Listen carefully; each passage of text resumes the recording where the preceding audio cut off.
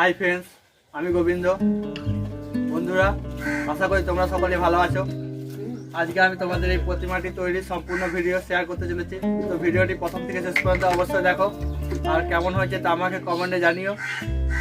প্রিয় দর্শক বন্ধুর কাছে আমার ছোট্ট রিকোয়েস্ট, যারা আমার চ্যানেলে নতুন তারা চ্যানেলটিকে সাবস্ক্রাইব করে পাশে থাকা বেল আইকনটি অল করে দিও।